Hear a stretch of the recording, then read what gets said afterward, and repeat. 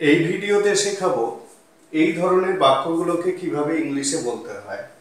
বাক্যগুলো দেখো, আমি হয়তো যেতে পারবো না, ও মনে হয় আসতে পারবে না, ওরা সম্ভবত বলতে পারবে না এবং আমরা মনে হয় পৌঁছাতে পারবো না। বাক্যগুলোর মধ্যে যে জিনিসগুলো তোমাদের খেয়াল করতে হবে সেটা হলো, একটা সম্ভাবনার কথা বলা হচ্ছে এই শব্দগুলো দিয়ে, হয়তো, মনে হয়, সম্ভবত, এই শব্দগুলো দিয়ে সম্ভাবনার কথা বলা হচ্ছে। কিসের সম্ভাবনা? না কাজটা ঘটার সম্ভাবনা, কাজটা করার সম্ভাবনা।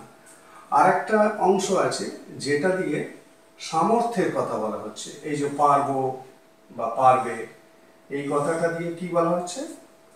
সামর্থ্যের কথা বলা হচ্ছে। তার মানে সম্ভাবনা প্লাস সামর্থ্য বা সক্ষমতা, এই দুটোকে মিশিয়ে এই বাক্যগুলো তৈরি করা হয়েছে। তাহলে এক্ষেত্রে যে সেন্টেন্স স্ট্রাকচার হবে, সেক্ষেত্রে তোমাদেরকে মোডাল ভার্ব ব্যবহার করে সেন্টেন্সটাকে বলতে হবে। এবং আরেকটা জিনিস, এখানে একটা ফিউচার সম্ভাবনার কথা বলা হয়েছে। ফিউচার সম্ভাবনা এবং তার সঙ্গে সক্ষমতা, এই দুটো জিনিস মিশে এই বাক্যগুলো তৈরি হয়েছে। তাহলে এগুলো যেহেতু নেগেটিভে আছে, নেগেটিভ এবং পজিটিভ দুভাবেই বাক্যগুলো বলা যেতে পারে। এখানে যেহেতু নেগেটিভে আছে, তাহলে নেগেটিভ মানে আমি সেন্টেন্সটাতেও নেগেটিভই রাখছি, সাবজেক্ট প্লাস, এখানে যেহেতু সম্ভাবনা এবং ভবিষ্যৎ দুটোই উল্লেখ করা হচ্ছে, ভবিষ্যৎ সম্ভাবনা, সেই কারণে মাইট ইউজ করছি। ভালো করে বোঝো, মাইট ইউজ হলো। আর যেহেতু সক্ষমতা এই অংশটা এই বাক্যগুলোর মধ্যে আছে, মানে পারবো, পারবে, সেই কারণে বি এবল। আর যেহেতু নেগেটিভ, তাহলে নট যোগ করে দিচ্ছি, মাইট not be able, might not be able to plus verb one. ঠিক আছে, এই ভার্ব, এই যে ভার্ব ওয়ানটা আছে বা ভার্বের প্রেজেন্ট ফর্ম, সেটা এই পৌঁছানো, বলা, আসা, যাওয়া, এইগুলো। তাহলে মাইটটা কেন ইউজ হলো বুঝতে পারবে। ভবিষ্যৎ সম্ভাবনার জন্য মাইট ইউজ হলো। বি এবল টু কেন ইউজ হলো বুঝতে পারবে, সক্ষমতার জন্য, যেটা পারবো, পারবে দিয়ে বোঝানো হচ্ছে। তাহলে এই হলো sentence structure, subject mite not be able two plus verb one.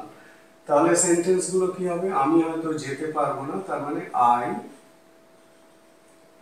Mite not be able to go. খুব সহজ sentence, I might not be able to go, আমি হয়তো যেতে পারবো না। ও মনে হয় আসতে পারবে না, he might not be able to come. পরেরটা, ওরা সম্ভবত বলতে পারবে না, দে মাইট not be able to say, আমরা মনে হয় পৌঁছাতে পারবো না, we might